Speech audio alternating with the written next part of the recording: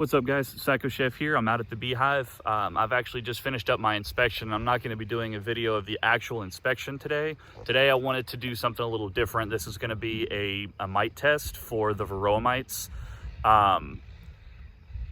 You know, without going into too much detail right now, I'll go over all the details of what it is and what it does and whatnot after the video, you know, at the end. So pretty much all this is a test to see what my mite count is inside the hive. And it's kind of, there's two different ways you can do it. Today I'm going to be doing the powdered sugar shake because it doesn't kill the bees, it doesn't harm the bees, and you can just dump them right back in and move on. So the other way to do it is the alcohol wash, which does kill the sample of bees that you take. So, you know, you can either sacrifice some bees for the greater good, or you can get pretty much the same amount of accuracy by doing the powdered sugar method and save your bees. It's really up to you. They both work. They're both good ways to tell what your mite count is. So the threshold that we're looking for is about 3%. If it's above 3%, we got a problem. If it's between 1 to 3%, we're okay. But because the population increase is going on right now, meaning the queen is laying eggs, baby bees are being hatched every day. So, you know, this is a good time to check and see what your mite levels are at. So I'm gonna go ahead and hand the camera off to Daughter Chef over here. And we're gonna show you what's going on and how to do this process. All right, stick with me, guys.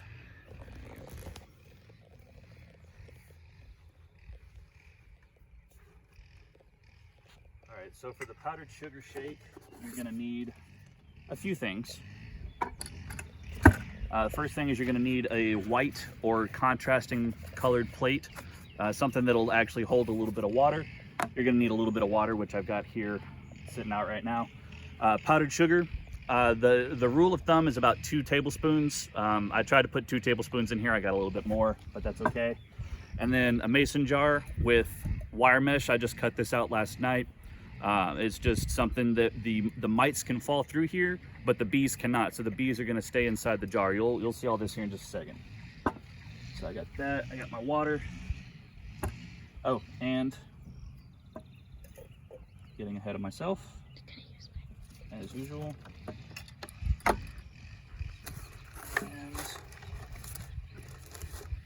1/2 cup. It's really just a 1/2 measuring cup. I know this seems a little strange, but you'll see how it all fits together here in just a second. Oh, and a tub. What I'm gonna do is I'm gonna take the frame of bees and I'm going to put it inside, I'm gonna shake it off inside the tub here.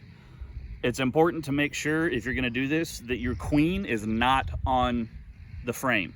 Not just because you don't want to damage her, even if you're doing the powdered sugar shake, you can still hurt the queen. But especially if you're doing the alcohol wash, remember that kills the bees. So if your queen is on there, you've just killed off your hive. So very important, don't have the queen on your frame.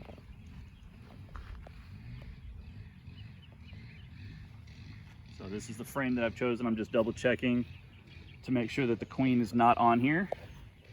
She's not, but you can see it's a good candidate. We've got a lot of bees on here. So what I'm gonna do, oh, actually, before I do this,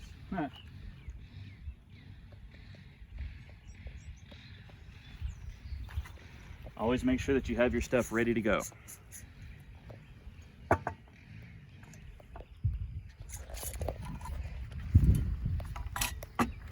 right. Now we're ready. Now comes the fun part.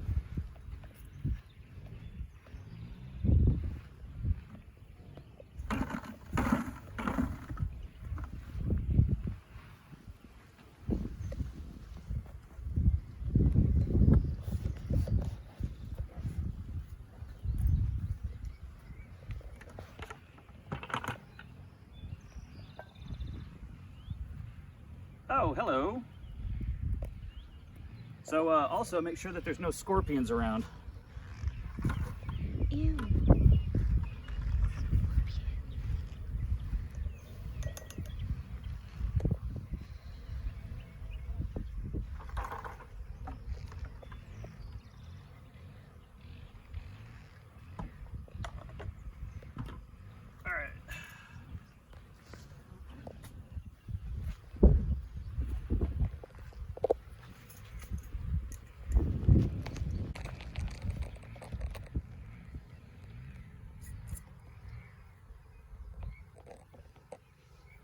All right, so now we've got our bees.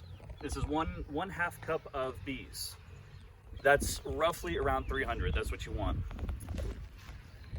So now we're gonna take the powdered sugar.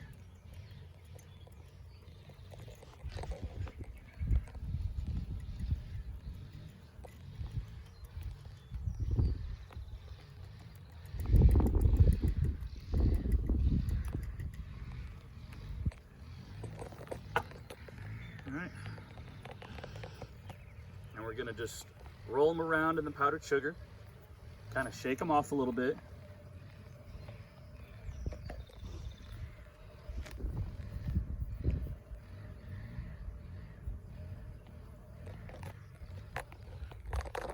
And this is why I'm wearing my bee suit today, because they do get feisty. They don't like this.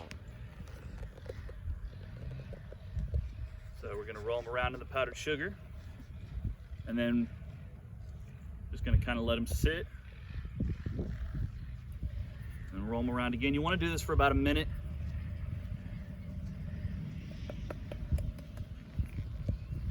And it's better if you do this in the more arid environments. Here in Central Texas, especially this last weekend, we had a lot of rain, and also it's almost summertime, so the humidity here in Texas typically goes through the roof right about now, and you can already see that the powdered sugar is just clumping up there on the bottom. That doesn't really do you a whole lot of good. So if you can do this on non-humid days, I recommend that you do that.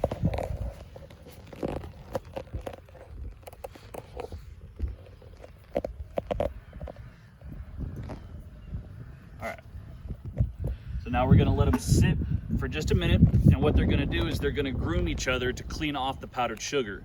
As they groom each other, it's gonna knock any mites that are on the backs of the bees loose, and then we're gonna shake all the powdered sugar and the mites onto this tray. And you'll see all that here in just a second as well. Well, there went my plate.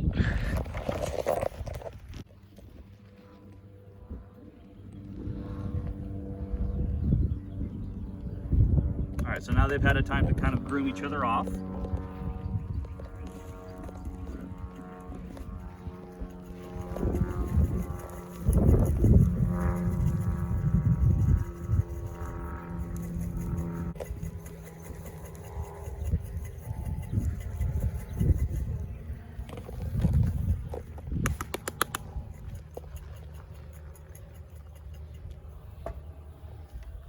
All right, so now what we're gonna do is we're gonna pour in a little bit of water to dissolve the powdered sugar, and it'll make the mites stand out.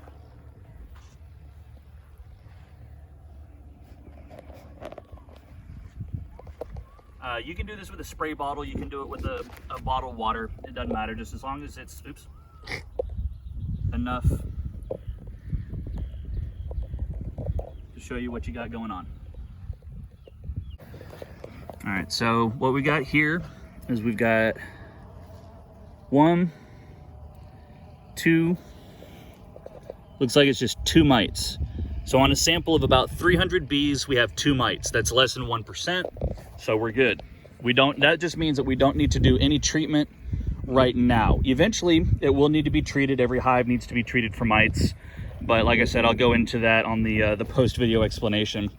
But for now, that's pretty much it. I'm gonna throw these bees back into the hive and then close it up, and that'll be it. So stay tuned, guys, and we'll get you a little education going on. All right, guys, so that was the powdered sugar shake method for testing for Varroa mites.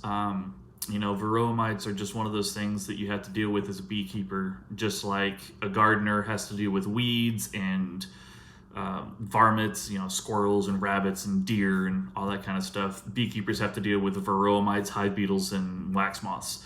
So it's just one of those things that goes with the territory, but as long as you're prepared and you keep track of it and you know how bad the infestation is, then you can keep it under control. You know, as long as the count is low enough, it won't actually hurt the hive. It's an annoyance, but it's one of those things where it's not really going to destroy your population. Whereas if you start getting into the higher percentages, then that will absolutely destroy a colony. You know, they're they're vicious little bugs, and I mean they're tiny too. I've actually got I'll show you a picture right now that I discovered when I was going through my phone, deleting, trying to save up some storage space, and I found this old picture that I found. So take a look.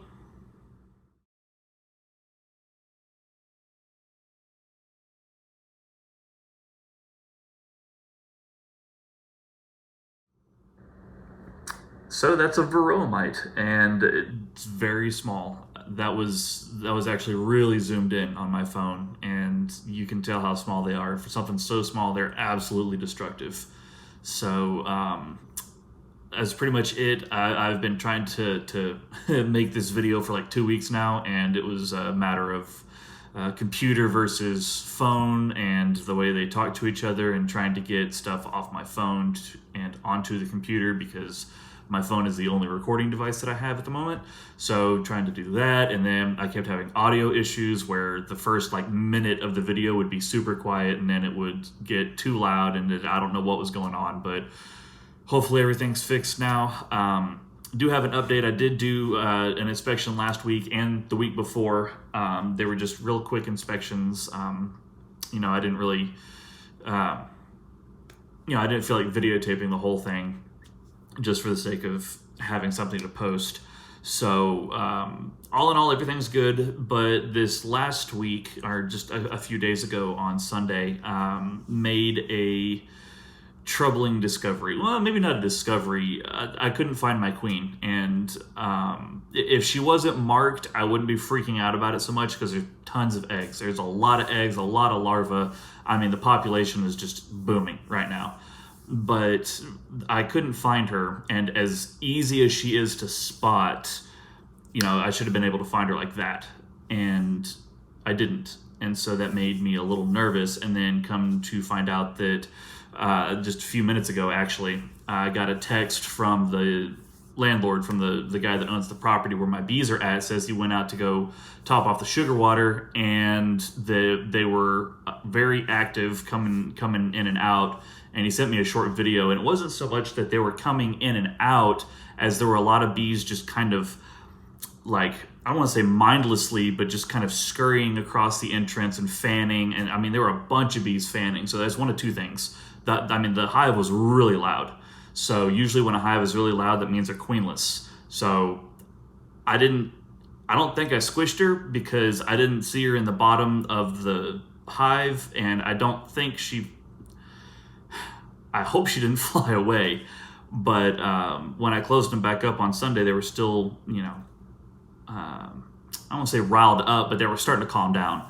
So I figured that the queen was still in there. So I have to go back out tomorrow and see if there are any queen cells. And if there are queen cells, I'm going to have to requeen this hive like yesterday.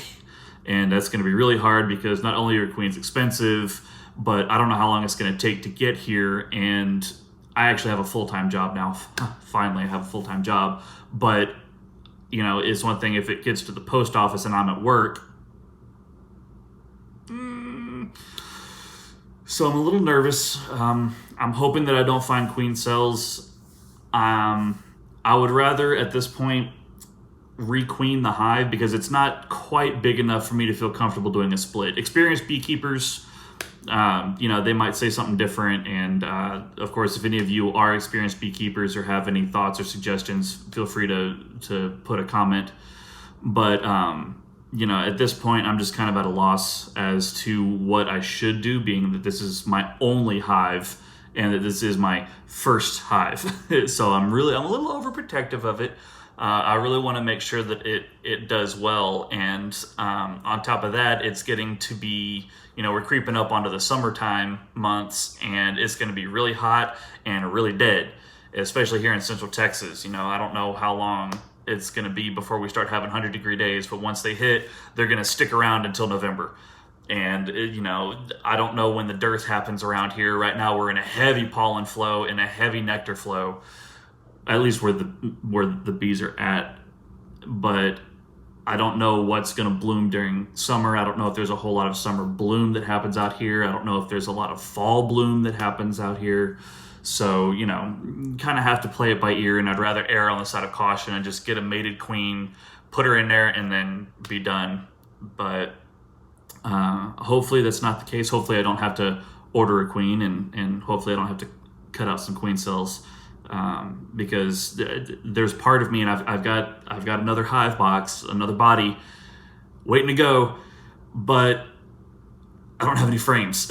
So even if I wanted to do a split, I wouldn't be able to. But I'm hoping that everything is okay, and then next year we'll focus on splitting the hive and doing all that fun stuff. But like I said, I'll keep you guys updated, and whatever decisions I make, you'll be there. And if I succeed, awesome. If I fail, I'm probably gonna cry, but I'll just get another hive. Actually, I'll make sure to get 2 hives this time next year. So that's gonna be it for me, and until next time, I'll catch you guys later.